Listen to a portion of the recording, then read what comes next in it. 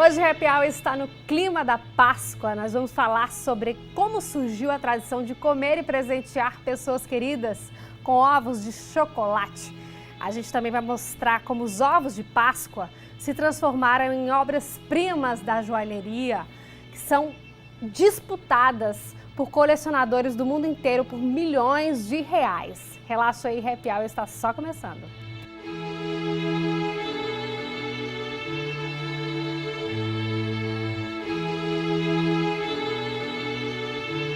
Pois é, quando chega essa época do ano, a gente só pensa nos ovos de Páscoa. É um costume saboroso que contagia crianças e adultos e a gente vai mostrar agora numa reportagem como foi que surgiu essa tradição. Presentear as pessoas com ovos é um costume antigo, comum entre os povos que habitavam a região do Mediterrâneo, do leste europeu e do Oriente. Há muito tempo, antes de se pensar na ideia de trocar ovos de chocolate, a tradição girava em torno de ovos de galinha pintados à mão. Os ovos eram cozidos e coloridos. Muitas culturas mantêm essa tradição até os dias de hoje. E em muitos países se escondem ovos para as crianças procurarem. Os ovos também se tornaram requintados. No passado, ricos e nobres trocavam versões de porcelana. Se costumava banhar em ouro e presentear súditos. Essas tradições inspiraram os famosos ovos Fabergé, obras-primas da joalheria. Com o passar do tempo, dar de presente um ovo de Páscoa de chocolate no domingo da ressurreição virou costume. Alguns pesquisadores acreditam que a tradição surgiu depois do século XVIII, uma invenção de confeiteiros franceses. Outra teoria afirma que eles ficaram mais populares com a revolução da indústria do chocolate, que aconteceu na Inglaterra no século XIX. Atualmente, se tem o hábito de presentear pessoas queridas com ovos de chocolates dos mais variados. Uma tradição pra lá de saborosa.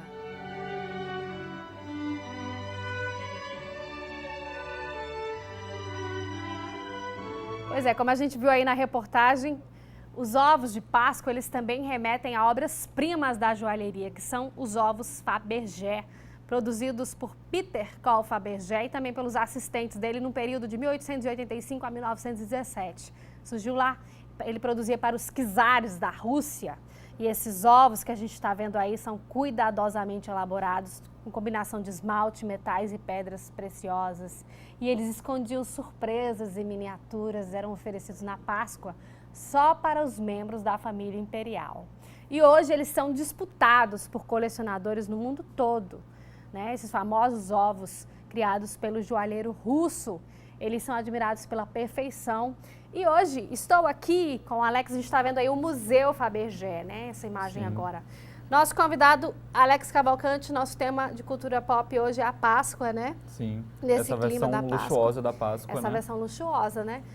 A gente tem à disposição aí, a gente mostrou essa tradição, o pessoal pintava os ovos de galinha mesmo, Sim, né? Que foi um costume, como a gente viu na reportagem, né, até anterior ao próprio cristianismo, né? Desde lá os primórdios, na verdade, se tem essa tradição de se dar o ovo, porque o ovo ele é um símbolo de renascimento, né, de começo da vida. É um dos símbolos, né, desse período da Páscoa. Sim. E lá, aí, como é que será que surgiu essa ideia? Sim. Porque as pessoas já se presenteavam. Aí a família, lá, os czares da Rússia... Tudo na Rússia é um pouco mais superlativo, né? Não tem como a gente falar dos ovos Fabergé sem falar um pouquinho de quem eram essas pessoas. A família Romanov, que era uma dinastia russa, eles reinaram lá nesse país por mais de 200 anos e foram, na verdade, os responsáveis por fundar o que a gente entende hoje por Rússia. Na verdade, antes deles, eram reinos mais ou menos independentes, autônomos, que só tinham em comum a religião e a língua russa. Eles, na verdade, foram que definiram as fronteiras, criaram São Petersburgo, que foi durante muito tempo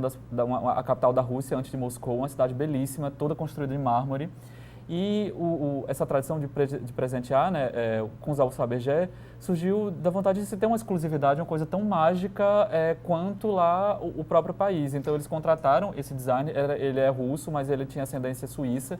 Ele já era famoso naquela época, no século XIX, por fazer essas peças. Vamos mostrar, a gente tem fotos do Peter Fabergé, vamos mostrar fotos dele enquanto você vai falando sobre essa personalidade. Vamos soltar as fotos aí. Ele já era famoso, né, a grife dele de joalheria, antes de fazer os ovos. Olha aí o Fabergé. Mas assim, na verdade foram as obras-primas da carreira dele. Ele se esmerou porque sempre um ovo, ele nunca era igual ao outro e ele sempre tinha o desafio de se superar, porque esse era o único briefing que o rei passava para ele. Eu quero que você me surpreenda e que seja tão mais incrível quanto o do ano passado. Então, para você ter ideia, eles faziam, por exemplo, dentro do ovo réplicas de palácios, tinha uma que tinha uma réplica em miniatura da ferrovia Transiberiana, que foi um marco da engenharia. Ele ligava o trecho da Rússia europeia até o litoral no Oceano Pacífico, tinha mais de 1.000 quilômetros. E os ovos eles usavam, na verdade, materiais extremamente raros. Aí a gente está vendo como os ovos pintados, como as pessoas que não podiam ter o ovo de joia, né? Eles pintavam e presenteavam também as pessoas. E como o Alex estava falando, a gente estava falando sobre o Peter, ele também vinha de uma família de joalheiros, né? Sim. E ele especializou-se nisso e criou um nicho ali, né, para aquilo ali. E o trabalho dele influenciou também essa cultura entre os plebeus, né, digamos assim, eles também se presenteavam. Então, isso que a gente está vendo aí. Tanto é que a Fabergé, ela voltou de uns anos para cá, acho que, se não me engano, uns 5 anos. Eu até li uma matéria na Vogue, que a grife passou por um revival e eles estão lançando versões um pouco assim mais modestas para quem quer dar uma coisa tão surpreendente. A gente está vendo aí imagens dos ovos com as surpresas dentro, né? Ele começou lá com o Romanov, dando para a mulher Romanov. Sim, para a imperatriz. E como você falou, era um símbolo de status você ganhar um ovo desse. Só pessoas extremamente ligadas à família real ou à própria família real que ganhavam. E eram exclusivos. Não tem nenhum ovo igual ao outro. E eles colocavam surpresas dentro. Vamos dando uma olhada aí nas fotos. E feitos com materiais extremamente raros, com pérolas, com rubis, com diamantes. Nenhum ovo desse, praticamente, pelo menos assim que eu tenho a notícia, ele está à venda. Todos os que existiram, que foram produzidos, como você falou, né, de 1885 até 1917, quando estourou a Revolução Russa, eles ou estão em coleções privadas ou estão em museus, na Rússia e na Europa. Praticamente, assim, não tem nenhuma venda, até porque o valor linda, né? é praticamente, assim, inestimável um ovo desse. É inestimável. Não só por ele como peça de joalheria, mas como valor, como peça histórica mesmo. Se você ganhasse um ovo Fabergé, vamos imaginar, você venderia ou ficaria com ele? Não, eu acho que eu teria um troço de felicidade. Eu morreria. Vamos vendo mais aí, vamos rever de novo esses ovos.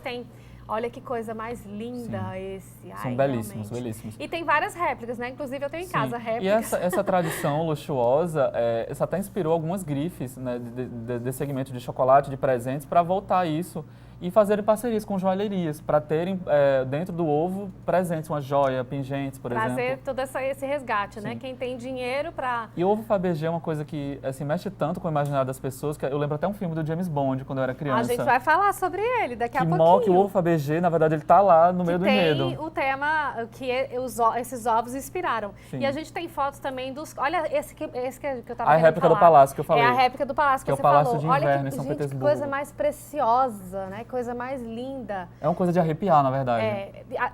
Se você for lá e ver essas fotos de perto, na internet tem várias imagens em alta resolução, vocês vão ver a perfeição que era, né? Que o Fabergé, o Peter, ele criou, né? Então, e você vê isso no século XIX, quando o processo de produção de joia era praticamente todo artesanal, não tinha automação quase nenhuma. E Alex estava falando sobre o clã dos Romanov, a gente tem fotos aí, algumas fotos desse clã.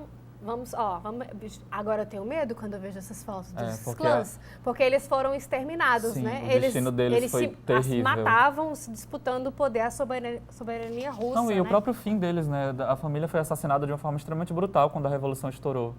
Tanto é que deu imagens para lendas depois. Um dos corpos das princesas não foi achado, tem né? Tem uma história de que ela teria, Anastácia, A princesa né? Anastácia, filha que já... do último soberano, ela Sim. tinha sobrevivido a um ataque, mas depois os cientistas provaram que não era ela, né, E essa na história verdade. deu margens a várias lendas, várias mulheres que se diziam Anastácia. Romanov. Olha, ela é aquela que está sentada, a de lacinho. Essa família foi toda exterminada, viu? Eles mataram Eles até todo foram mundo. canonizados pela Igreja Ortodoxa Russa, são considerados mártires.